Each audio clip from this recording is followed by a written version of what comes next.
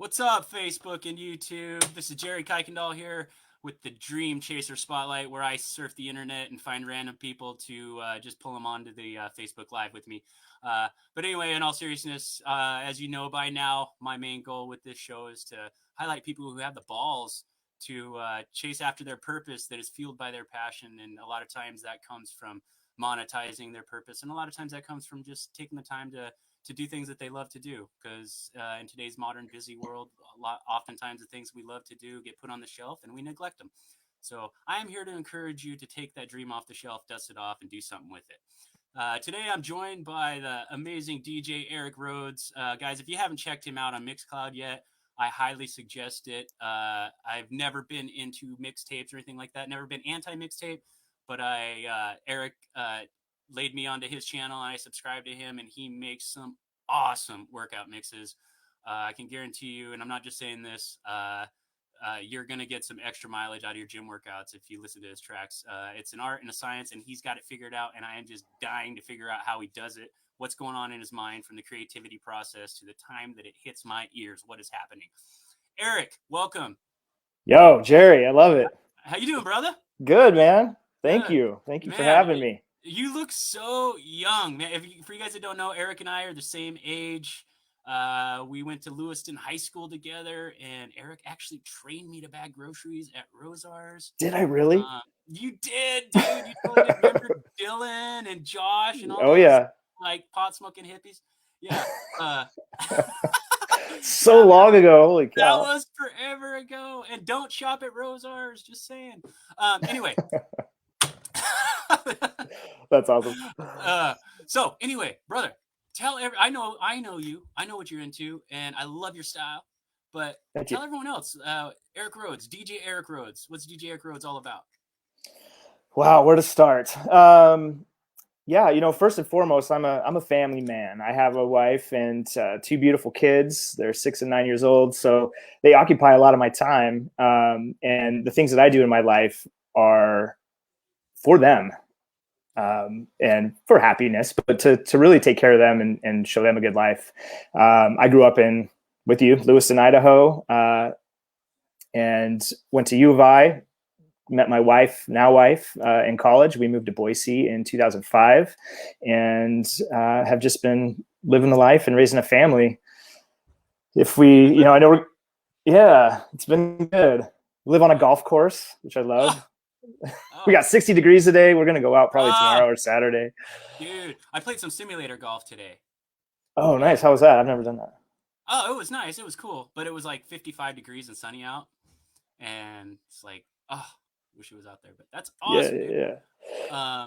So the DJ thing, right? Yes. I don't know if I'm just, out of the loop, which wouldn't surprise me, but I'm wondering if a lot of people are like me and kind of didn't really realize until I actually listened to your work, the amount of creativity that must go into what you do. So before we touch on that, and I hope you're willing to open up about that. But before we go into that, how did you get into DJing, man? What was the hook for you? Well, I'll start from growing up as a kid. I was always infatuated with my parents' vinyl records, tapes, eventually CDs, but I was always just really fascinated with music and putting together soundtracks for road trips and things like that. So that was always just part of my life. I was just obsessed with music as a kid. And I was also really into sports, but I didn't get very good at them. So I couldn't play. I didn't start on the basketball team, or even didn't make it very far in baseball. So I ended up doing things like making the hype tape for the 9th grade basketball team before they went on and things like that. So I kind of had it in my blood. And then I went to college, went to a rave. This was, 1998, I think. Yeah, we were all raving then. It was huge back then. Yeah. And, there were lots of extracurricular activities involved in that. But when I went to my first one, I was obsessed with the DJs, just watching them mix and blend songs together. They had the crowd in a frenzy. They worked them up and down, and I just was locked into them the entire time and said I had to do it. So I took my student loan money, which was a terrible idea. Don't do this. And bought, instead of using it for school, I used it for turntables and records and the setup so that I could start doing it. And that's what I did in college. Just played house music. I went to rave, so house music was the thing back then. So that's what I spun. I started to get pretty good at it. I got a radio show on at KUOI in Moscow. Mm-hmm. Did that for 5 years. Played house parties. Didn't take it too seriously. It was just kind of a hobby. And then when we moved to, my wife and I moved to Boise in 2005, I had the opportunity to play a lounge. And they were looking for a DJ. I was bartending at the time. And I said, give me a shot. And they didn't really know, like, you don't have any credibility. But I was like, just one night, let me go for it. And killed it. And they're like, you're back every weekend. So after that, I was playing at this lounge 2 nights a week for a couple years, and eventually started playing other venues. And it just grew from there. When I moved to Boise, I was a bartender and a server at a restaurant. Didn't really know what I wanted to do with my career. I got a degree in radio, TV, digital media production. Had no idea what I wanted to do with it. I just love audio visual, so that was my thing. I eventually decided at least for me, I couldn't bartend the rest of my life. So I needed to explore my degree. Got a job in TV news as a videographer. I was the guy that chased down the news stories and interviewed, the mayor and things like that. It was a fun job. Yeah. Eventually got promoted to producer, where I helped build like the 9 o'clock news show, but it just wasn't for me. Yeah. And I was unhappy. I didn't like the hours. I didn't like the pay. And on the side, I was starting to do these weddings and events, and I had started to dabble with that. And we were about to have our first child. This is like 2010, 2011. And I had a decision to make. Do I do what I love? Oh, and I should back up. At the time, I started reading books like, what's it called? The Slight Edge. Mm-hmm. Good. Rich Dad, Poor Dad. Yeah, great. And some of these books that made me realize, like, I can do my own thing. I don't have to work. Right? Say that again. I think that's Robert Kiyosaki, right? Yep. Rich Dad, yep. Okay. Yeah. Think and Grow Rich. All of these books. Yeah. So I started to get inspired too at this time, and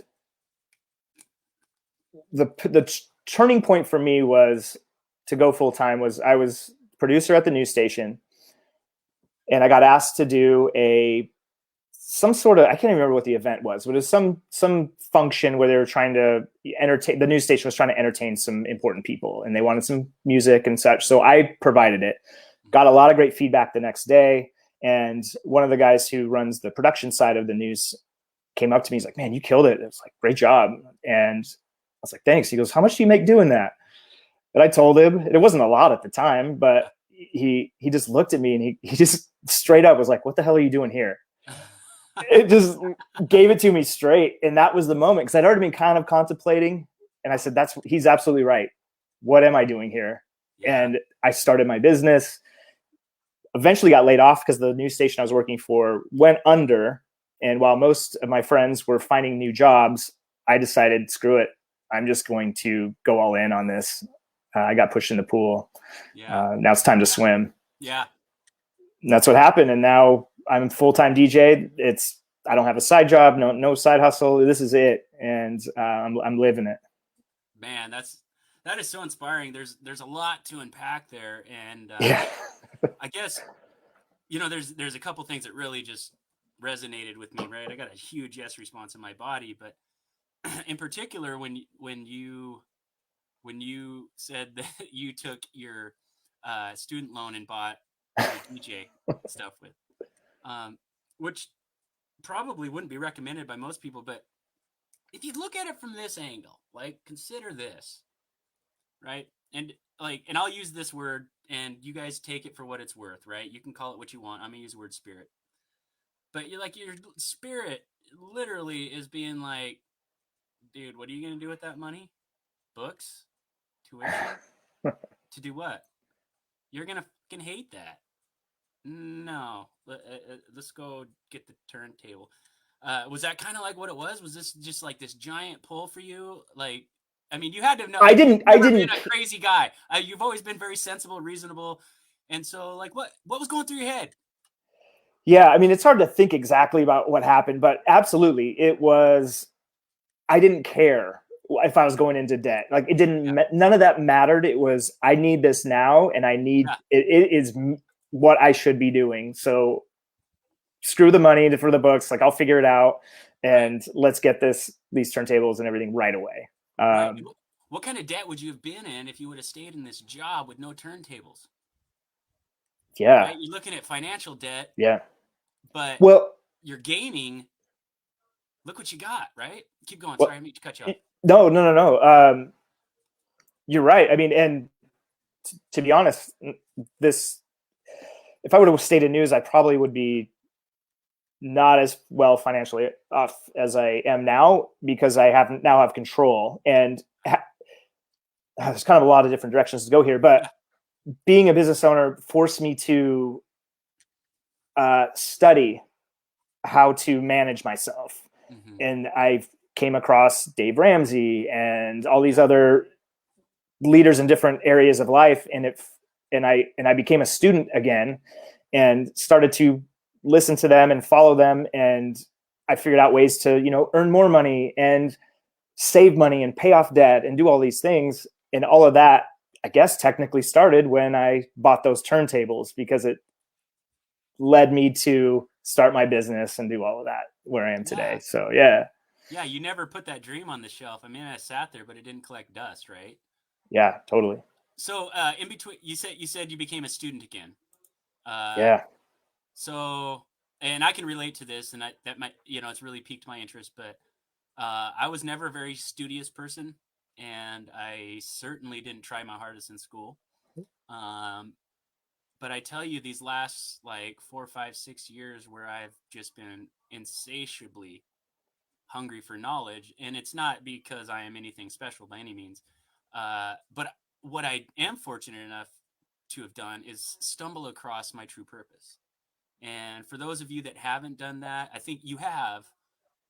I guarantee you have. But if you haven't answered the call, right? If you're putting it off, or if you're just refusing to hear the message that's coming, it's my passion to encourage you to just revisit it. That doesn't mean quit your job, that just means, like, if there's something that truly makes you tick, that really puts wind in your sails, go do it. Go do it. And that's what I'm talking about with Eric here, right? But 100%. yeah, and I digressed like I usually do. Sorry, but what I was saying was, is it's amazing once you unlock different parts of your brain, or rekindle them, and different parts of your genetic expression, how things just come back. As far as for me, I guess I felt young again, and I've never felt old ever in my life, but I felt young again. I felt purposeful again. It was like age is just a number. So, what kind of experience was it for you to get back into learning, and then obviously the momentum's still going for you? What was your experience for that? It was exciting because it I was a good student, but I never liked school. I never got excited about going to class or Right. doing work. Um, but I did enough to get by. I had a few classes in college that were okay, but outside of that, it was uninteresting to me. But when I started to realize I could grow my own business and follow my dream, that's when I started to get excited about the books and excited about life again. I don't know how to describe it, but that it's just led to nonstop learning now. Like I have a book that I'm always reading every single day. Always trying to find new workshops to go to and people to listen to and learn Yeah. from, yourself included. Like I'm just Oh, thanks. hungry. That's awesome. Always. It's fun. It's fun now. It's fun to learn. Oh, absolutely. It's almost like when you get to choose your topic, learning's fun. Yeah. And people get to select the curriculum for you. It might be useful. It's not nearly as fulfilling, though. Yeah. Yeah. And one thing I'd point out is you mentioned you kind of know what your passion is. You just haven't gone with it. Like I Right. couldn't Given have, it the life. Giving it the life. Yeah. I couldn't agree more. You know, I don't talk about my story a whole lot, but I don't think people realize that it was really hard in the beginning to make that transition, because I had a steady job, steady income, insurance, not insurance, but health insurance, all of those things. And I went to waiting tables 2 days a week and trying to raise a 6-month-old and grow this business. And I was scared shitless because I didn't know anybody in the industry. I'm looking up to all these other DJs and wedding planners, and just trying to figure this thing out. And it was a scary yet exciting couple years, but it was worth it. Yeah. Everything I did was worth it. Yeah. If you're really following your passion, it doesn't matter. You'll make it work. Absolutely. You know, one thing I take away from that, just really gets my energy going, is that I'm sure you've heard the term, you know, it's kind of a buzz term right now, but truth resonates. And basically, you know, to boil that down, like, you know, when someone's lying to you, right? Like, someone says something to you and you just like, you know, your bullshit meter goes off. But that's really, like, truth has a resonance, right? And wherever we're at, you know, currently in our situation, in our life, you know, the way we see the world, like, certain things are going to ring true to us and some aren't. But in your situation, what I'm hearing is that the truth and the answer was so obvious that no matter what the perceived risks were, you knew that those weren't going to stop you. Yes. Okay. Yeah. And you can always go back. Like, I knew I could go back. If this thing wasn't, I didn't expect it to not work out, but I had that thing, like, I'll figure it out. I'll go get another TV news job if it worse comes to worse. Damn right. And that's such a good point, because, guys, I don't know how many people I talk to, clients, friends, potential clients, this is such a common theme. What Eric ran away from, I shouldn't say that. That was terrible. What Eric pushed away and what Eric refused is a situation that so many people are living in. In other words, like, they have something they love to do. Maybe they like to paint. Maybe they like to draw. Maybe they like to hike. Maybe they like to tie flies. Whatever the case may be. And they're just not doing that because they're exhausted from their job, or that they hate. And they could leave that job at any time and it would be there. So again, this isn't a call for you to take giant drastic action in your life. No. But what this is, you know, if there is that dream that's sitting on your shelf, dust it off. And in my world, where I see it manifest a lot, Eric, is, you know, a lot of people that are like in back pain, maybe they got shoulder, hip pain, but they've got pain, right? You and I have talked about, you know, joint pain and whatnot. And, or they're overweight, their digestion's terrible, their sleep's awful. I mean, any number of things. And it's not so much the back pain, right? It's not the poor digestion. It's not the weight gain.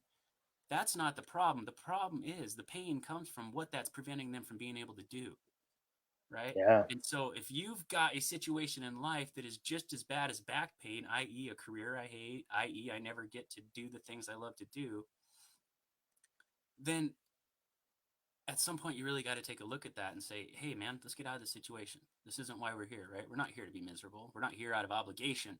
Let's do this. Let's get on it. So that I imagine you had a pretty interesting conversation with the wife when you made this decision. Yeah, she was supportive. She was supportive, yet, you know, the thing is we had a plan.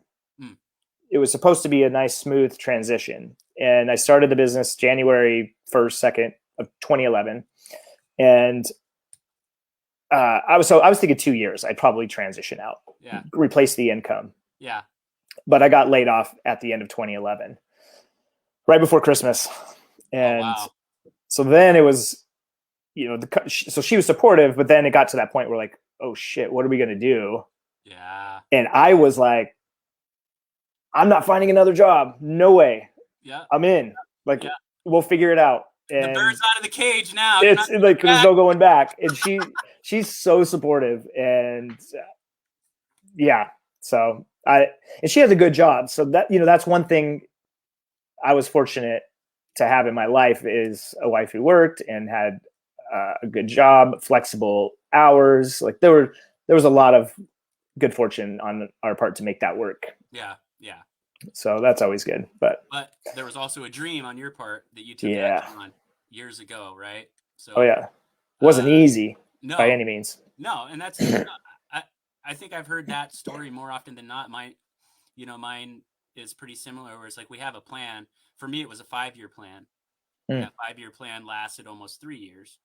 So, and that's another good point, guys. If you do want to do something like a career pivot, make sure you give yourself ample time, right? You want at the end of the day, you're trying to leave a situation you hate. You don't want to create another situation that's going to be easy to hate and easy to be miserable in. So give yourself plenty of time, give yourself plenty of room, enjoy the journey, enjoy the step, take a breath, smell the damn roses. That's what they're there for. And that's a good point too, that I should point out. I don't know if I said this already, but I waited tables from 2012 until 2015. So I had 2 jobs. And it was finally 2015 that I had to cut the cord and go, okay, I'm busy enough to where my side job, my waiting tables, is in the way of me having enough time to grow this business and make more money and do more jobs and talk to enough people. And so that was the point where I had to take a pay cut, but knowing strategically that it was going to help me grow. Yes. But it took time. It was overall like 6 years when I finally went full time. Yeah. It sounds like you had that money mindset too, where it's like, did you see that time frame as an investment in your future? Yeah. As opposed to a pay cut. Oh, 100%. Yeah. So and you look at it, folks. Yeah. And everybody has a different situation. I think it took so long, partly because I'm not super business savvy. So looking back, there's some things I could have done to maybe grow faster.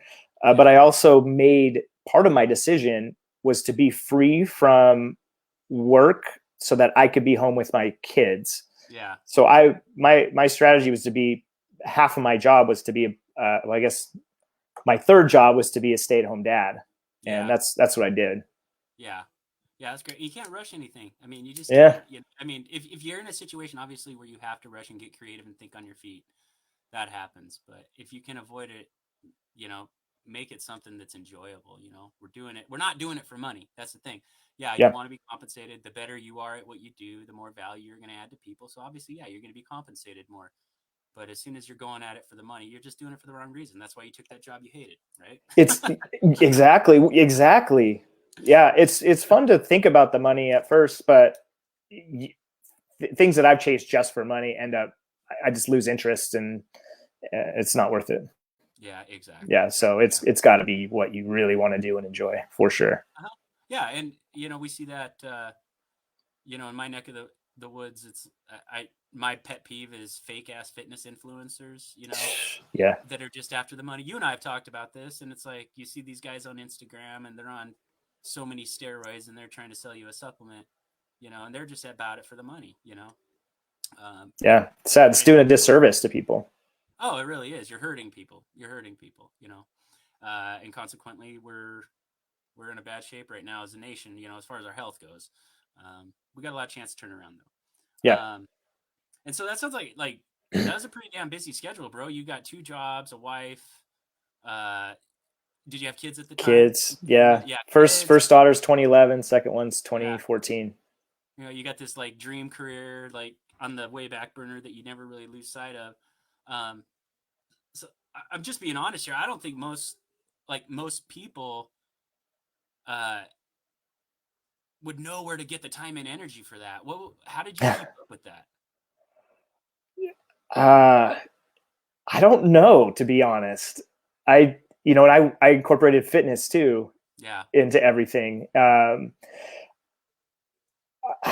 That's a really good question. I don't know how I did it. I just knew I had to make it work, and I would combine things like taking a kid on a walk with a stroller was going to be fitness, and I could listen to new music that's out and start thinking about mixes. So I could combine 3 things at the same time and make it work. I don't know. You just do it, people, bro.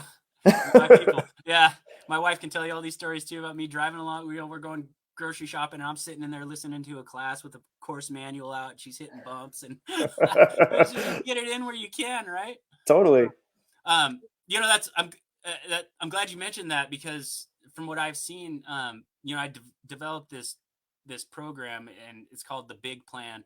And, you know, so I help people with like gut health and, you know, finding their true path in life and, you know, a bunch of different things health related, but, you know, not everybody's ready for like an all inclusive total package. But for those that are, you know, I developed this system, and it's called the Big Plan. But the whole premise behind the Big Plan is for guys, you know, like you, that have something they want to pursue, but they don't have the time and energy to do it, you know? And just like you said, if you didn't have the fitness in there, if you didn't have the health, you're just not going to have the energy to chase your dreams. I mean, it's just a fact. It's physiology. It's biology, right? If you don't have like an anabolic rebound towards life, you know, if you can't bounce back, if you find yourself in the situation where by 2:30 in the afternoon, you know, you're just kind of tired and worn down, which, you know, that's just common. I mean, that's not abnormal. There's nothing wrong with people that are that way, but it's just, that's why we get stuck in this rut. And, but anyway, so my big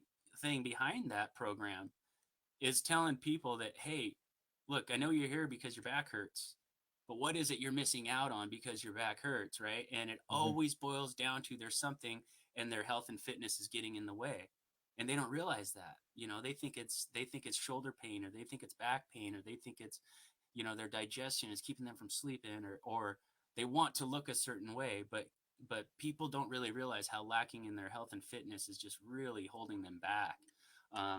You know, and I just love talking to people like you, because I want people to get this message, and that doesn't mean you need to do anything with it. But just if you're stuck in that situation, if you're stuck at all, anywhere, you can get out of it. You can get out of it. Yeah. Oh, sorry. Go ahead. No, go ahead.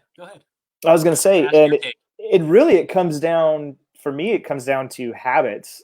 We've created it, whatever it is. I mean, I'm not perfect by any means. I have tons of flaws and things that I'm trying to work on.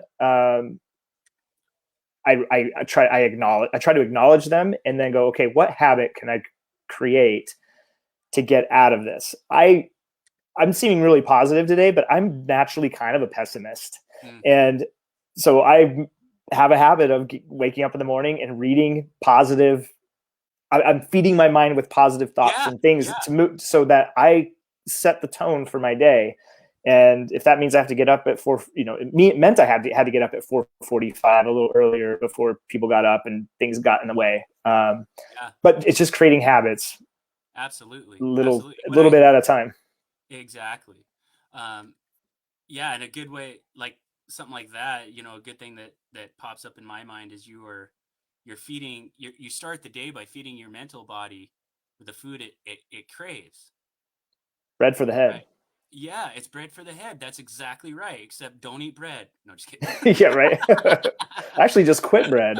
Yeah, good for you. Good for you. But but that's a great point. You know, we have our physical, mental, emotional, spiritual body. Like, we all have those areas, and I've mentioned this in the past, but every single one of those aspects of us has its own appetite. It has its own desire. It has its own drive, right, to be a part of the big plan.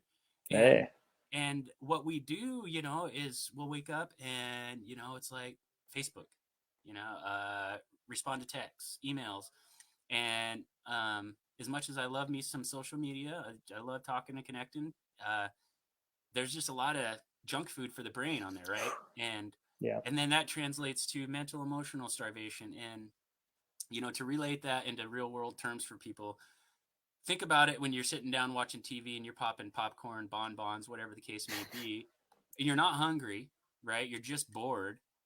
I challenge you guys, when you find yourself in that situation again, pick up a book and read 10 pages.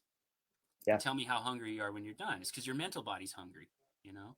So that's great. Dude, you got these great bullet points. You got these great habits. You've got these great observations that resonate deeply with me.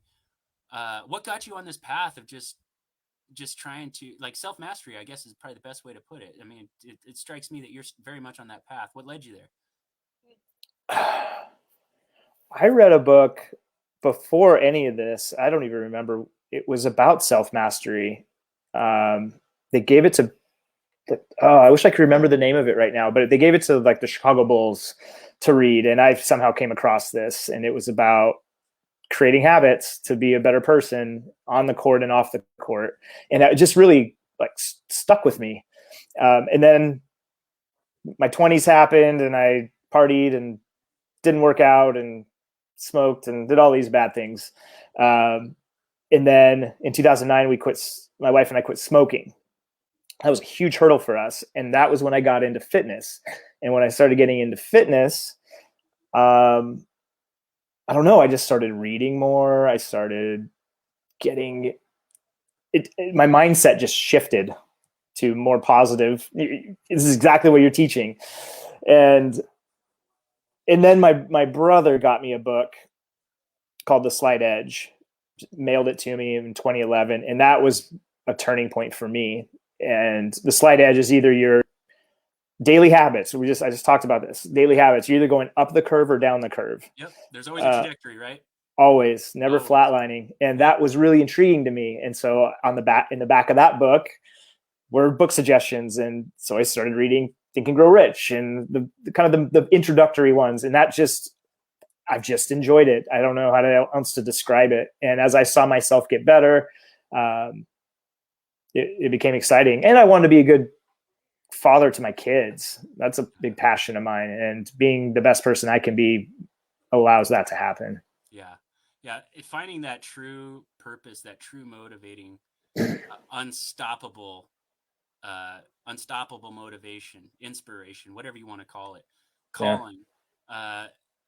That's the key, guys. If you want to change your habits, you need to find out what it is that you love so much that you would change anything for, literally anything for.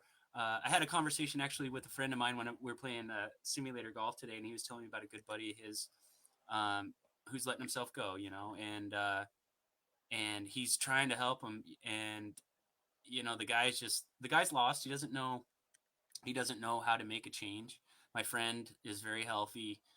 He could help him a lot.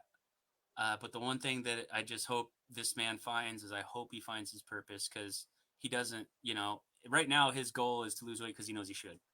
And he doesn't, that I know of, have a good grasp on what his true motivation is, That's a tough spot to be. It is. If anybody looks deep enough, it's hard to find a better motivator than your children and in your future. But there's people that rely on us, no matter who you are, someone looks up to you.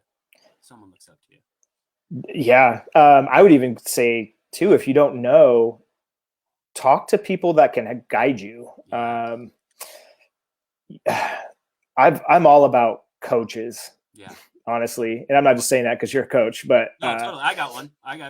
Whether it's fitness or, like a couple years ago, I was kicking ass in life, I thought, but often I felt really down and depressed, and I couldn't figure out why. I was like, this isn't right.